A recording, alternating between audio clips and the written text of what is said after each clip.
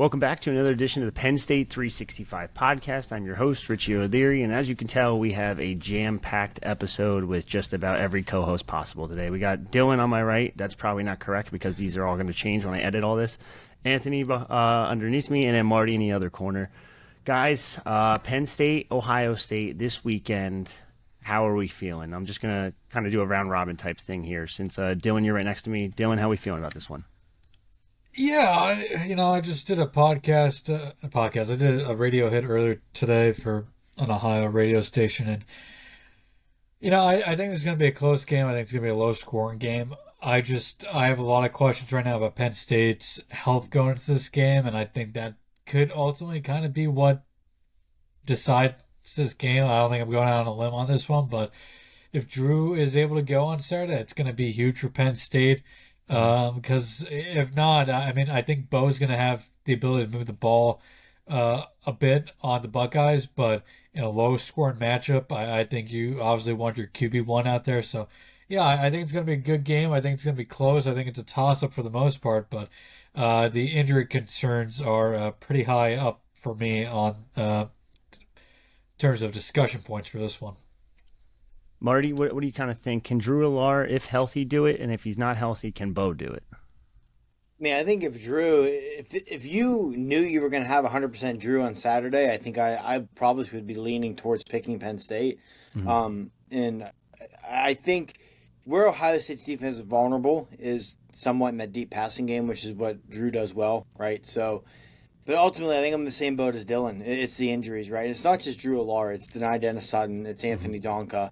And not that Ohio State doesn't have their fair share of injuries right now also, because they most certainly do. But, yeah, I think the injuries are the tell of this. And it honestly might prove to come down to which team is the healthiest by kickoff on Saturday and maybe by the end of the game Saturday, right? It may just come down to which team can work around the injuries the best, which team's key players are the healthiest, and that may prove to be what decides this thing. Anthony, I want to ask you this. Bo Perbula obviously doesn't have the tools that Drew Allar does, but is he able to kind of control this offense? I know he did it versus Wisconsin, but this is a totally different team than Wisconsin. Yeah, that was exactly what I was going to say. Obviously, he did a really good job once he settled in against Wisconsin. You could tell the difference in the run game when he was in the game. It really opened things up for Katron Allen, especially, as well as Nick Singleton. Things just kind of flowed in the run game a little better with Bo.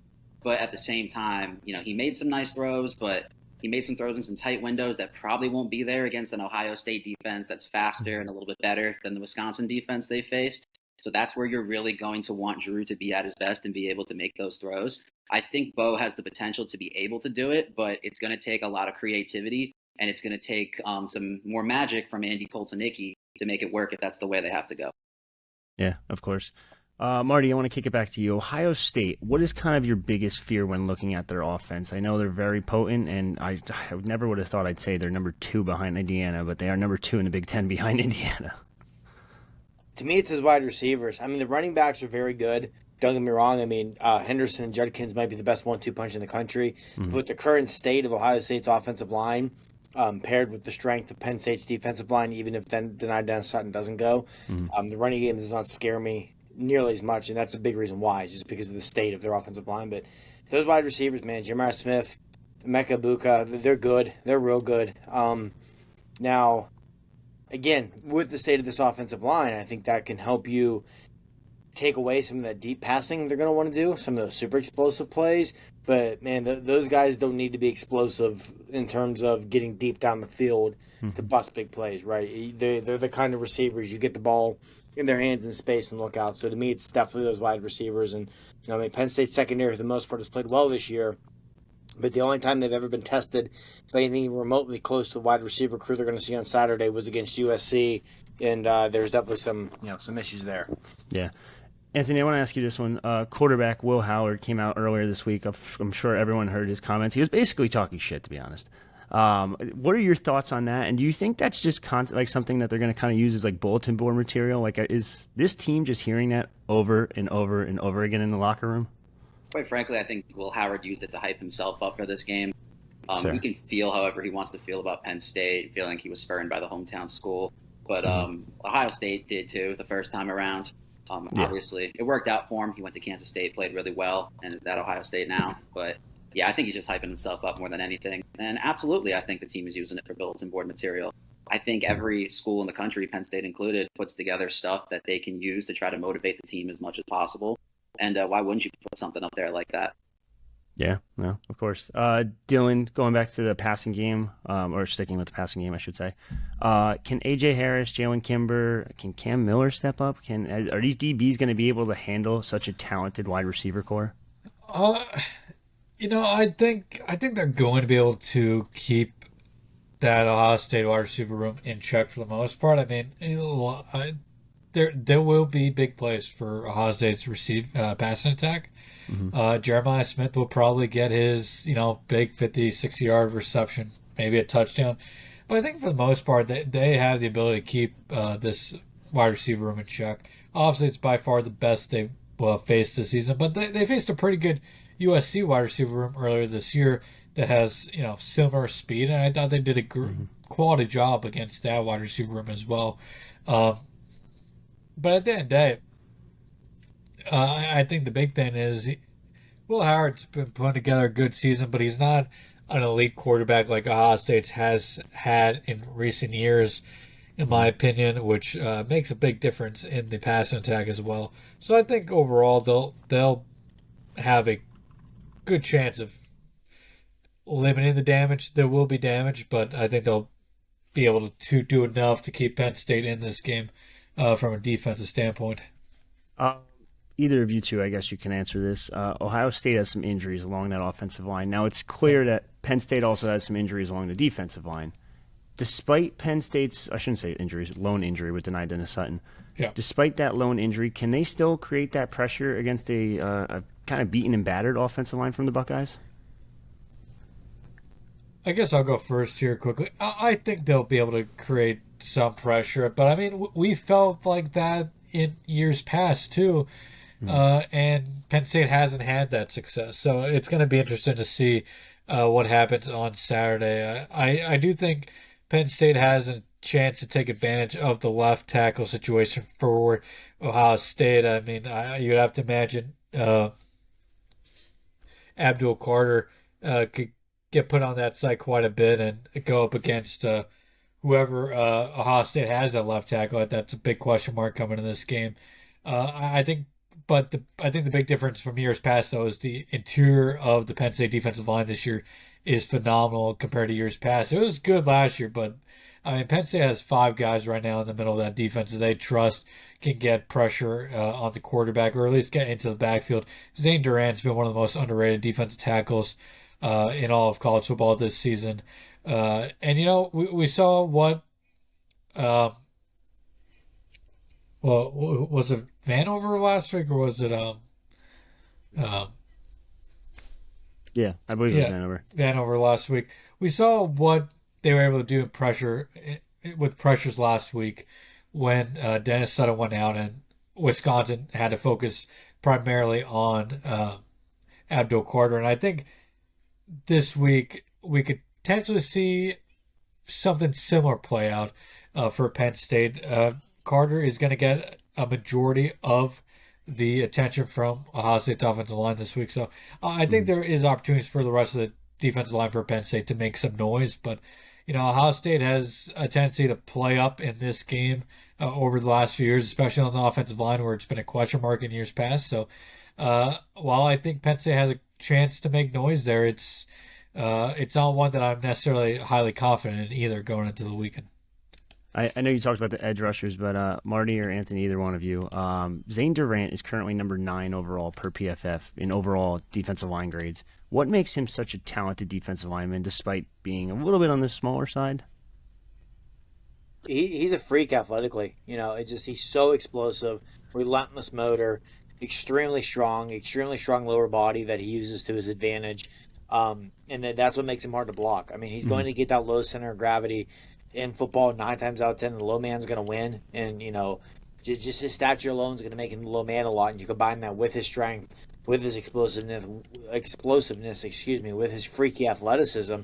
And he is a handful to block. I think he has been one of the most underrated players in all of college football this year and all of the Big Ten especially. I think he's had a tremendous season. And I think if we're sitting here Saturday evening talking about a Penn State victory, I think there's a very good chance we're talking about another big game from Zane Durant. Anthony, we talked about the defensive line. We talked about the cornerbacks versus the wide receivers. Is there anything else about this Penn State defense versus Ohio State offense you want to talk about before we kind of move on to the flip side? No, I think those are the big matchups. I think, like you guys were saying, if this game is going to be won for Penn State, it's going to be won on the defensive line with that weakness for the offensive line of Ohio State. They're going to have to exploit that, take advantage of it, get pressure on Will Howard and force him into mistakes. If they're able to do that, they'll put themselves in a good position to be potentially winning this game by the end of it. The linebackers, that's always been a talking point for Penn State this year. Can Kobe King and Toby Rojas especially Rojas, continue to improve? Can they, be better tackling? I know Rojas has had an issue with that. Can they just, stay healthy and not make any mistakes in coverage and not give Ohio State explosive plays is the key. Of course. Flipping it over, Penn State, I want to start, I know we talked quarterback already. I want to talk a little bit about the offensive line. Anthony Donkow might be out, might be in. We kind of don't still have an answer on most of these injuries. He was at practice on Wednesday, but we don't know if he's going to be able to go or not. I guess for any of you guys, do you have any update there? And if he can't go, is Nolan Rucci up to the task of going against a very talented Ohio State defensive line? I guess I'll go here. Donko was present at practice on Wednesday, according to our own Zane Bransfield, who was at practice day for us. But he was not, from Zane's point of view, partaking in drills really. So that's something to watch there. I mean, Donka has been in and out of the lineup the last 2 weeks with injuries, nonetheless. Even if he does play, obviously he's, I don't think, going to be 100%, and we're going to see Nolan Rucci no matter what. It's just a matter of how much Anthony Donka is going to be available. Now, is an 80% Donko better than 100% Rucci? Because Rucci does seem like he came in kind of raw. Yeah. I think there's a lot of development still to go with Rucci. He got put in last week in relief of Donka and really struggled against Wisconsin. He's going to face, I imagine Ohio State's going to put JTT on him all day if he's in the game. And JTT has taken over that game the last 2 years for Ohio State. So Penn State's going to have to figure out how to stop him this week if they want to win this game based off the last 2 years. But yeah, if JTT is going up against Rucci, that's definitely a mismatch for mismatch and advantage for Ohio State. It'll be tough for Penn State to get anything going on the right side. I think if Donka's out, I'm sure Anthony and Marty would probably agree with that. Yeah, 100%. That is, a huge mismatch advantage for Ohio State. Rucci, like I said, he's been shaky at times. He's definitely looked the part of a backup right tackle. If Donko is in any way healthy or any way that he can go, you're probably in a better position with him out there as long as he's not completely hampered. But that's about it. Interior offensive line. I know they've played really well up until this point.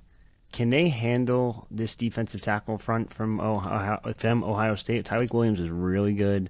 Ty Hamilton's really good. They're very talented. I know Nick Dawkins coming into the season. I was actually a little surprised that he even won the job, but he's taken it by the reins and just kind of ran with it.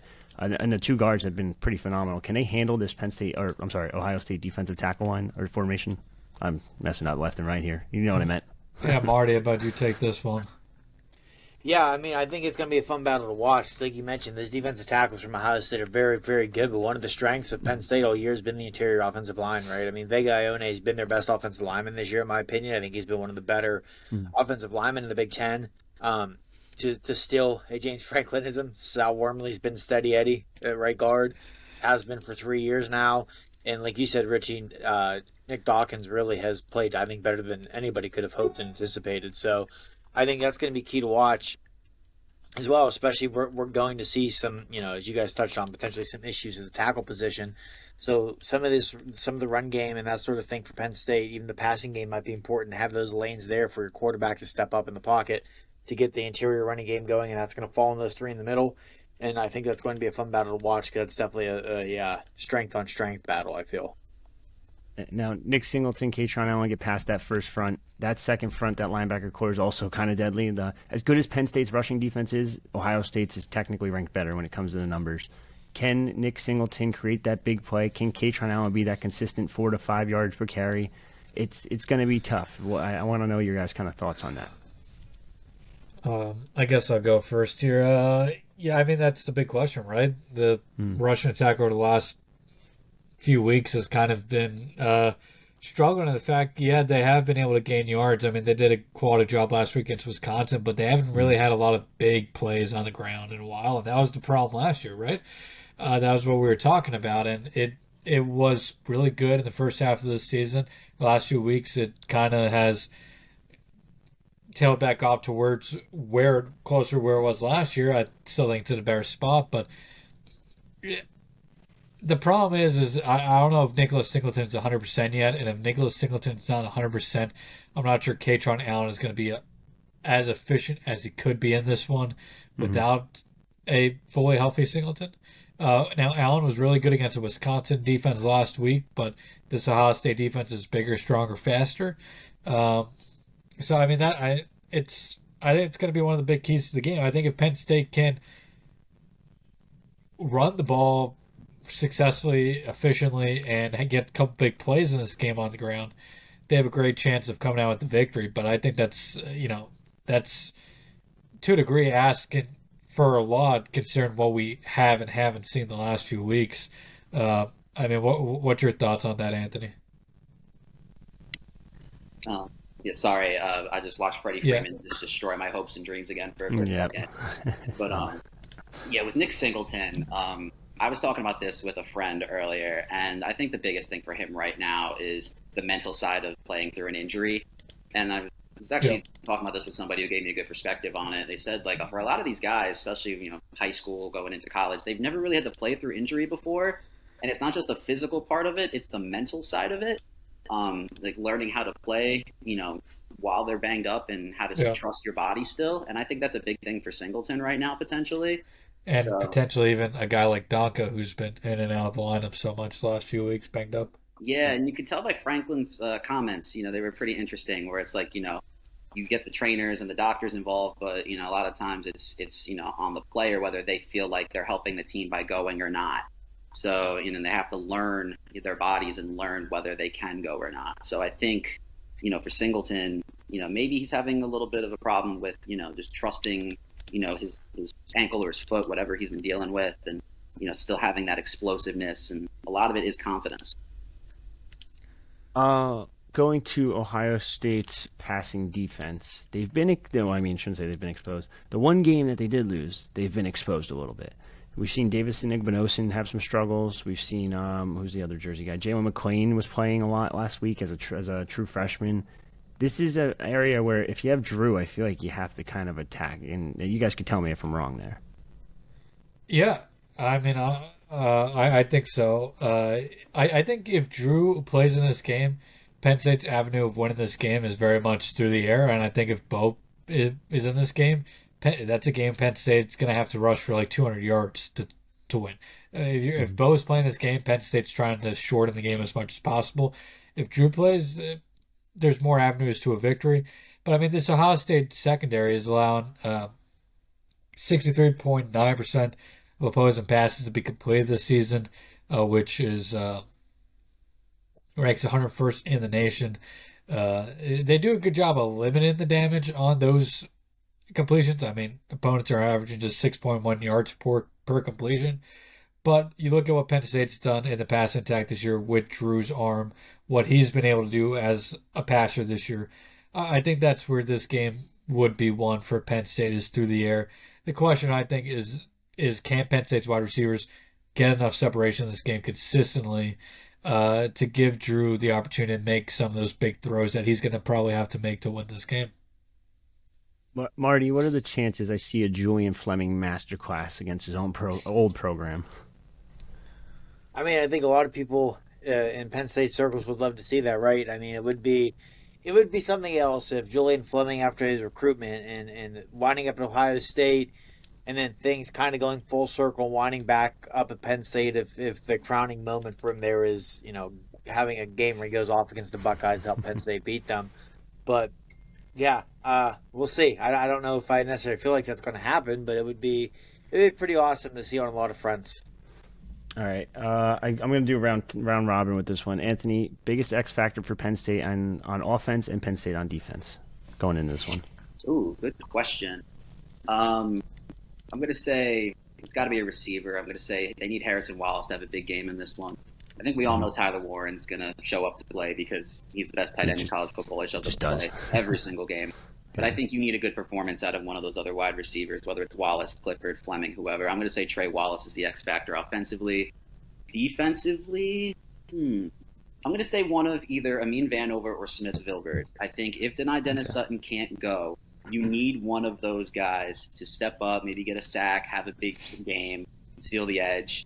Either one. I think if one of them can have a big game, that'll significantly help Penn State on the defensive front. Dylan, what do you got for me? X factor offensively. Can I just go with the offensive line as a whole? That's fine. I'll allow it. I think Penn State's gonna have to run the ball obviously either way to win this game to a successful level. How I would define successful, I think, I think you've got probably at least average here. Probably 3.5 to 4 yards per carry to give yourself at least a chance to win this game. And then if Drew plays in this game, Drew's not going to be 100%. Drew's not going to be the mobile quarterback he was even last week. So you got to protect Drew. If he's a statue back there and this offensive line can't protect him, it's going to be a long day. And then defensively, I'm going to go with Tony Rojas. You look at what that OhioState backfield presents. You look at how their tight ends can be impactful in the game at times. Tony Rojas has kind of had a disappointing season, I would say. I think Anthony and Marty would also agree with that. He's had some struggles. But this is a chance for him to really step up his game and have his best game of the year at the biggest, point in the season. If Denai Dennis Sutton isn't available this week, Penn State needs another playmaker on that defense to step up, and it could be Amin Vanover, who had 5 pressures last week after taking over for DDS. It could be Jalen Reed, who's been Mr. Reliable all season, or it could be one of the other DBs. But I think you need all 3 levels of your defense to have strong games to win games like this. And I think while Kobe King is Mr. Reliable in the middle of that defense, I think the player that could be the game changer is Tony Rojas, whether that's, dropping into coverage and coming up with a big interception, or, maybe a big sack, or just making the needed tackle before the sticks. That's been a struggle for him at times this season too. I think to a degree, the less we hear Tony Rojas' name on Saturday, the better. It just can't be hearing, his name when it comes to missed tackles or blown coverages or over pursuing somebody. It's been a tough season for him. This is a big opportunity for him to come up with the biggest game of his Penn State career. Marty, what about you? Offensively, I'm going to build off what Anthony said, but I'm going to go with Amari Evans. I think this is an Ohio State secondary that, even with very high expectations coming into the season, the deep ball can be had against them. Last week against Nebraska, Dylan Raiola missed a couple wide open guys on deep balls that could have absolutely flipped that game. And with Evans being that speed guy for Penn State, that guy that can take the top off the secondary, I'll take him as my X factor on offense. And defensively, I don't want to go the same as somebody, but I got to agree with Anthony. It's those defensive ends opposite of Abdul Carter. Even if Denai Dennis Sutton plays, you got to imagine he's not going to be close to 100%. He's probably going to be some sort of pitch count. Amin Vanover, Smith Vilbert, whoever it is, because to tie back to something we mentioned earlier, if Penn State's going to win this game, their defensive line needs to take over, needs to dominate, needs to be the best unit on the field. And in order for that to happen, those ends opposite Carter, assuming Denai Dennis Sutton is nowhere near 100%, have got to step up. And, I think if you're Penn State, though, you at least feel halfway decent about that because Amin Vanover's coming off his best game of the year. I thought Smith Vilbert flashed at times last week. And, one thing that I thought was pretty telling was that Max Granville got like 12 or 13 snaps last week against Wisconsin. James Franklin, unprompted, mentioned him in his press conference earlier this week. So could we even see Max Granville maybe get some reps in there just as a pure pass rusher on third down in passing situations? But they need somebody to step up there opposite of Carter and help this defensive line, help them go win the game. All right. Before we go to predictions and all that other stuff, I got some not silly questions, but I saw it Rivals posted, so I feel like we might as well use it, right? James Franklin or Ryan Day? I know there might be a little bit bias here in this one, but I need an answer here from all you guys. All right. You could be honest. It's a Penn State podcast, but like, hey, if you No, think... I mean, that's a tough one. I mean, I kind of need a... It's Are tough. we asking, what are we asking here? Like, which coach? Which one would you rather have right now? I mean, from an X's and O standpoint, Ryan Day. Ryan Day. Yeah. But also, I mean, Ryan Day was born on third base with his program, right? So, if Ryan Day took over Penn State in 2014, would Penn State be where it is today? Would it be further along than where it is? It's hard to say. From an X's and O standpoint, Ryan Day. From a program building standpoint, I think it's hard to go against James. James is one of the best CEO head coaches out there, program builders in the country. That's why his name is going to pop up probably in the next couple of weeks for a couple of head coaching jobs, depending on what opens up. So, I'm going to do a cop-out and say game day, absolutely Ryan Day. But program building, I'll take James.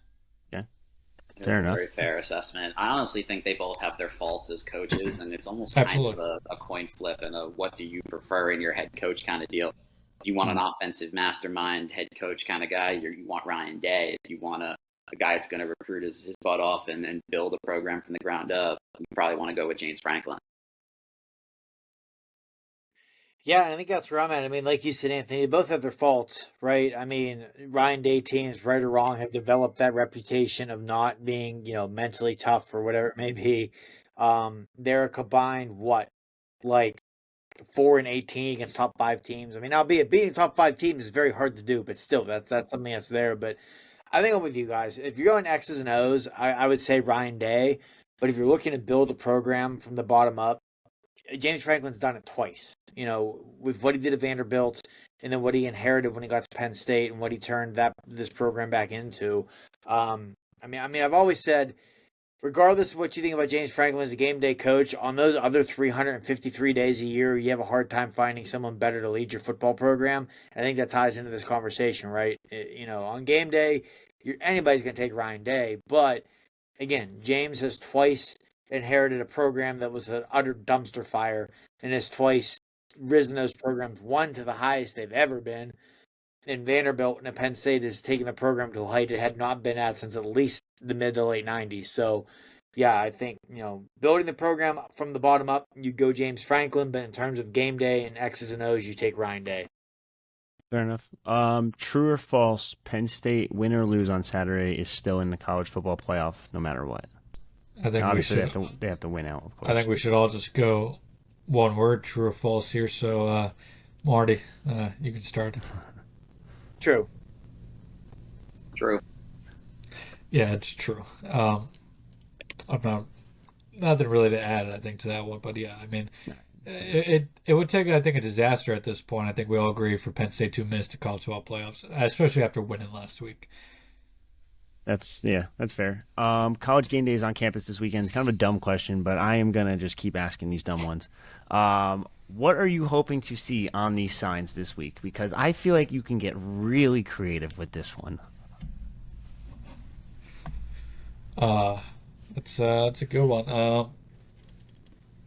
think if you're a Penn State fan, I mean, the Will Howard stuff is an easy one to go with. You can there's so many you can go with. You can go with, oh, wow.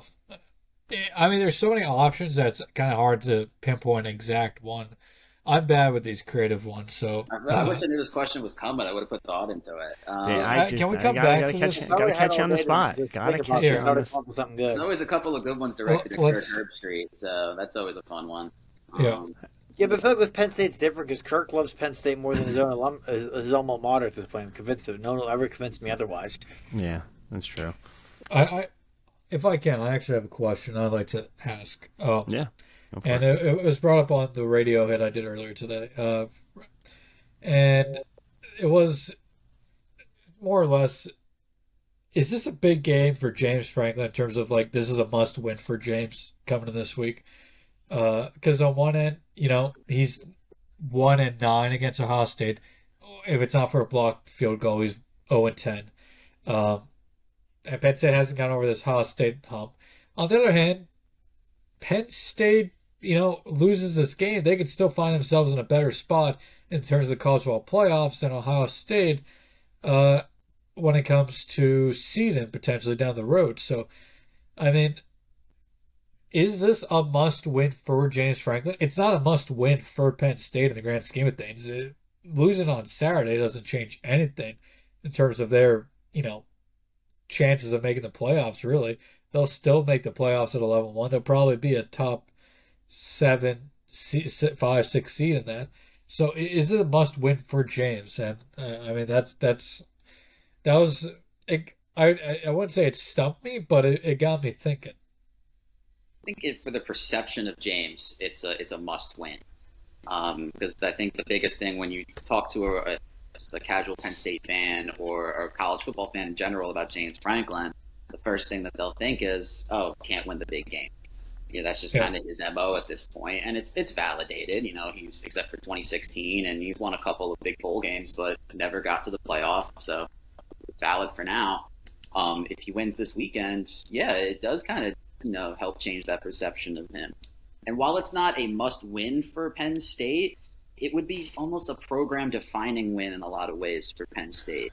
Because I think, especially in the recruiting aspect of things, it could really jumpstart, not just maybe getting some of those 2025 guys you want to flip, but maybe in the 2026 and 2027 classes would really help jumpstart those recruiting classes and take them to another level. Yeah, I mean, to me, it's not a must-win at all. Especially with if it was still a 14 playoff era, I might feel differently. But in the 12-team playoff, I mean, if they lose, win or lose on Saturday, they're going to be 10-plus point favorites in each of their 4 remaining games. Come out, take care of business. You're in the playoff, and you're getting a home game. So, I don't think it's a must-win. I get what you guys are saying, but if they lose, but then come out and win 1 or 2 playoff games, that has the same impact on the way James Franklin is viewed nationally, in my opinion. So, I don't think in any way, shape, or form this is a must-win game for Penn State or James or anybody else involved. If anything, personally, I think there's more pressure on Ryan Day on Saturday than there is James Franklin. Because if Ohio State loses, boy, their playoff odds really get steep. And you better believe that Ryan Day is on the hot seat in Columbus right now, as ridiculous as that may sound with the success he's had. He 100% is. I think there's a lot more pressure on Ryan Day in this game than there is James Franklin. I briefly discussed that, I think, in an article this week and perhaps on Zach Seiko's podcast. But I think the pressure for the first time in this matchup in a long time is all on Ohio State this weekend. I don't think Penn State really has to come in with any pressure. If you're Ohio State, I mean, I don't think the pressure will affect Ohio State, but if you're Ohio State, a second loss this early into the season would be, insane to think when you think about the offseason they had, the investments they made into this roster, to have 2 losses at the beginning of November. And I think they're going to take care of Indiana, but if Ohio State loses on Saturday, I mean, Indiana is a good team this year. I mean, if Ohio State does not play their, A game against Indiana, Indiana could very well beat Ohio State this year. So I mean, at that point, Ohio State is, like Marty said, it starts getting a little dicey for Ohio State if they lose on Saturday. Penn State, I think, going on Saturday, kind of play freely. To a degree, I think playing with house money because they have built themselves this room for error thanks to these back-to-back wins over USC and Wisconsin. And not to mention, even if somehow Penn State ends up with 2 losses this year, there's nobody else in the country, I think, that may have 3 better road wins this season than Penn State. When you look at they've beat a West Virginia team. Yeah, it's a West Virginia team that has an iffy record at this point, but they've lost to mostly top 25 teams. They beat USC on the road, a quality USC team, and they beat a Wisconsin team that's probably going to win 7 or 8 games on the road. Not many teams have those 3 good of road wins this season. You have another one still, or is it just one? No, I think I'm good. Okay. Anthony, did you get me a sign yet? Oh man, I've been waiting. I'm just trying to make sure I'm paying attention between the Yankee game right now. But because much like you, Richie, I am a diehard Yankees fan. Yeah, I saw it's tied. I don't have a specific sign. But when I was a student at Penn State, when the 2017 whiteout against Michigan was happening, I had a sign, like the America Runs on Duncan logo, with all 4 of those logos. I did one that says Saquon runs on Michigan. So that was my sign. And he did, second play, touchdown. So it was a good sign. See, I'm looking through the most notable Ohio State alumni, and I feel like this is a little borderline messed up. But Jeffrey Dahmer went to Ohio State, so I feel like there's some kind of sign you can make there. I'm just saying. There's definitely signs. There's got to be some kind. There's some kind of creativity there. I just don't know how to do it and the right way to do it. But obviously, I'm not going to. But there's got to be a way to use that somehow, right? What I will say is with game day, and I'm sure Big Noon Kickoff, if that's your thing, is the same way. They make sure all the signs are okay for TV before they let you into the pit area. And I would be very surprised if a Jeffrey Dahmer sign of any capacity got into the pit. But when you're in there, you could bring a marker. They don't really check for that, so you could always flip it over and put something on the other side. So and say I've seen enough signs that are not PG pop up on TV on game day before to know that it can. If there's a will, there's a way. Yes, no, you can do it, but you got to get creative. Yeah, if Lee Corso can say the F-bomb in college game day, why can't we have signs about Jeffrey? That's what I'm saying, right? Yeah, I have no good sign idea. I'm not creative, so. I've tried to think of everything. I'm stuck, and then that was the best I could think of was a Dahmer thing.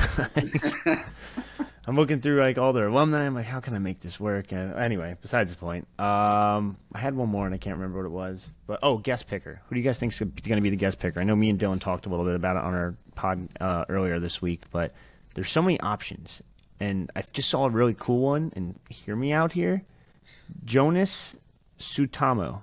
You don't know who he is, right? I had no idea who the fuck he was. He is the guy who plays Chewbacca. Oh. I want to see Chewbacca on college game day this week. Did he go to Penn State? Yeah, he played basketball apparently at Penn State from 2005 to 2008. Okay, that'd be kind of cool. Yeah, I thought that'd be different, like having Chewbacca on there, and he's just gonna yell and you gotta wear the suit. I mean, you can't not wear the suit. Oh yeah, of course. Yeah, if you don't wear the suit, I don't want you up there. But I saw Jason Kelsey's going to be in town. I know that's more of an Eagles than a Penn State thing, but that would be kind of a fun one. Obviously, he's going to be there with the kicking challenge, supposedly. What'd you say? He's going to be there with that kicking challenge that they do, where you can one of the kids kicks and $50,000 or something like that. Probably won't be the guest picker then, but yeah. I know this is kind of like an easy one or a cop out or whatever. Just have Cal on as the guest picker and make everybody happy. Yeah, that's fair. Bo Nickel maybe would be a fun one. I will. From an entertainment perspective, Ty Burrell went to Penn State from Modern Family fame. Other than that, I could go with Lisa Salters, well-known NFL reporter, former Nittany Lion basketball star. Other than that, it's tough. It really is tough to pick. Pat Freiermuth is going to be in town for a tailgate then, so True. that would make sense. You could go Trace as well. LeVar would be an easy one as well. And they're not going to go to a past person, I don't think, because I'm looking now, Saquon did it, Kajana Carter, Keegan-Michael Key. I proposed this on our first podcast, but I think Marty Lee would be a good pick.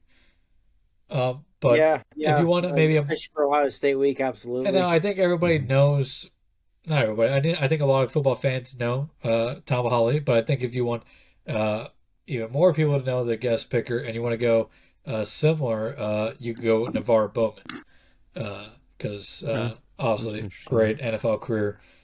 A lot of football fans will remember Bowman from his time with the 49ers. But he's also now with the Chargers, I think. So I don't know if the Chargers are in their bye this week. So It's a good question.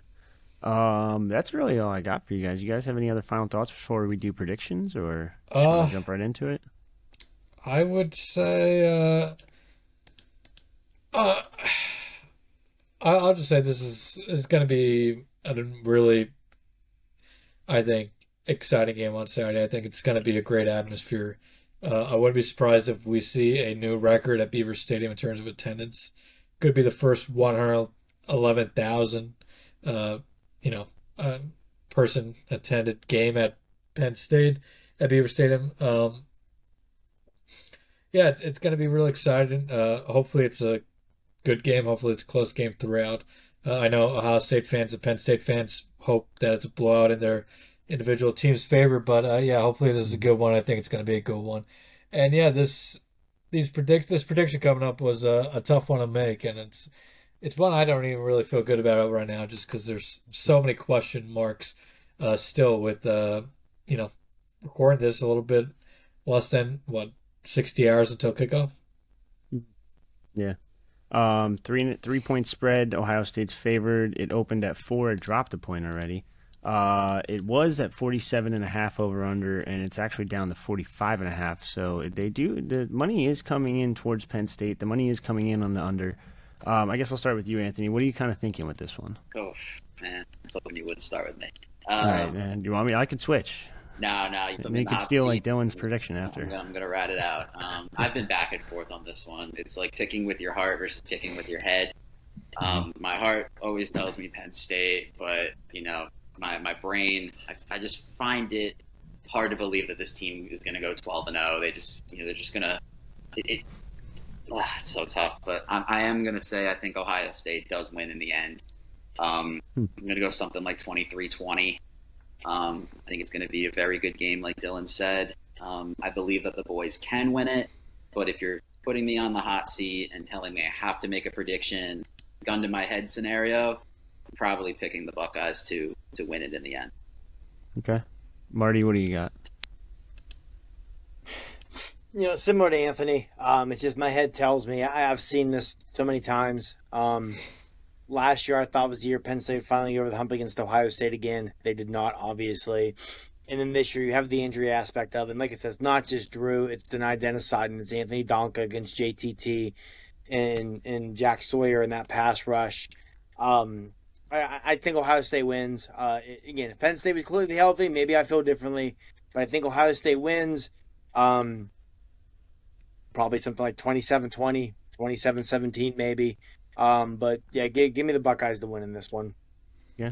Dylan, are you going to stay the course, or are you going to change it up? I picked Penn State, I think, each of the last 2 years to win this game. And I've been going back and forth all week on this one. I actually did make my pick until that radio hit earlier, and it was kind of a gut call, so I'm going to just continue with that gut call pick. And that's Ohio State 20-17. As kind of Marty said, I think the injuries are big question marks right now. If Drew plays, I think that changes that a lot. I think if Drew is, able to move a little bit, it changes a lot of things for me. But there's just too many question marks with injuries, and even the guys that, are going to play, like a Nicholas Singleton. If Nicholas Singleton isn't able to be explosive on Saturday because of whatever nagging injury he has, that's going to severely hamper the run game. There's a lot of bumps and bruises at this point of the season, and Ohio State has those bumps and bruises too. But unfortunately for Penn State, Ohio State has the depth of 4 and 5 stars backing up 4 and 5 stars. And while Penn State is slowly getting there to that level, it's not. I wouldn't even say slowly. While Penn State has built strong depth over the course of the James Franklin era, it's still not the depth of that of Ohio State. So right now, I'd still go with Ohio State to win this game. But I think there's a really good chance Penn State does pull off the win on Saturday. But for now, I'm gonna have to go with the Buckeyes. I know I haven't answered many questions on here. It's kind of just being whatever. I'm going to throw my prediction out here, and I did not think I was going to be the only one that was going to pick Penn State here. I am really convinced that this year's Penn State team is a little bit different. I've been able to watch every game so far. I think that they start out slow. They've had a lot of slow starts. West Virginia was a fucking ugly start. There was fumble after fumble, punt after punt. Bowling Green, it was an ugly game. Kent State, obviously win. Illinois, close but win. UCLA, ugly start. USC, ugly ending, but still won. They've found ways to win no matter what it's taken this year, whether it be the kicking game changing up a little bit, whether it be they're getting the run game going. They got the pass game going in a couple different games this season. I think Andy Koltanicki is a scheme artist when it comes to play calling. I think he's going to be able to, and it's going to sound crazy, I think there's a good chance that he might be able to out-scheme this Ryan Day team. I think that they have a really good shot of putting up points, and I think it's going to come down to a field goal. And I'll be honest, I trust Ryan Barker more than most kickers in the country now. I think he's been solid. He's been great. He's been phenomenal, and now he's proven that he's also clutch. You put Ryan Barker out there, game on the line, 24-24, he's hitting it, and 27-24 Penn State in the end. State College goes nuts, 111,000 go nuts. You're not getting out of that stadium until about, let's say the game ends at like 3:34. You're not getting home till, that's if you want to go home. You're not getting home till 8. At that point, you might want to just go straight to champs and just get in line because it's going to be a fucking rowdy night in State College. You could tell this man has not yet had his spirit broken by a Penn State team. I will say that I think coming in this game, Penn State's been playing the better football as of late. I think Penn State's been, it's hard because Ohio State's been tested by Oregon, but I think Penn State's been too far their own, been tested a little bit more so far this season. So I think if it is a close game, it could definitely favor Penn State here. But I had another thought on top of my head, and I'm forgetting it. But yeah, I do think Penn State's playing the better football as of late. Obviously, it's hard to look past those injuries for me coming to this one. I'm still trying to remember what I had because it was a good thought, but I'm not going to remember it. So, anybody else have any final thoughts until I remember that? No, I hope Richie's vision for this weekend comes true, and if it does come true, I will be the happiest boy in the world, and nobody can say anything to me for like at least a week. Marty, you got anything before we sign off here? No, I don't think so. I think it should be a good game regardless, right? I mean, this has quickly developed the reputation of being one of the best games in the country year in, year out, right? Multiple instant classics, dating back to 2016.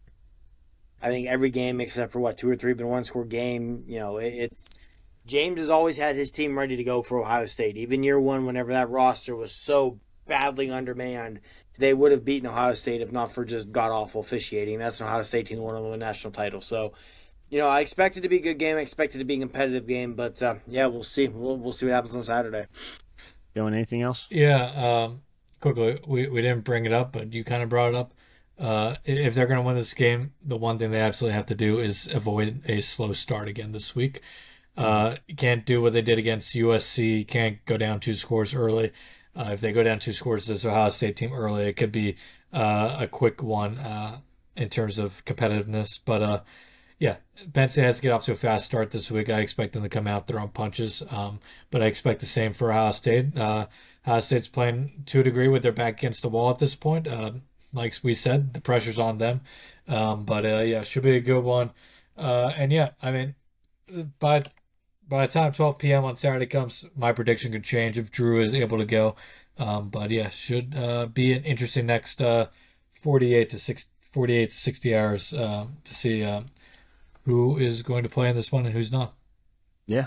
I know you guys don't have your college game day signs, but I'm very eager to see what kind of college game day signs they have at this tailgating event. It's going to be interesting to watch on ESPN.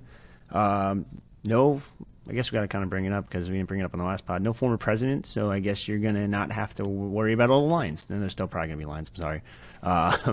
But that's really all I got for me, Dylan, Marty, and Anthony. That's another episode of the Penn State 365 podcast. Signing off.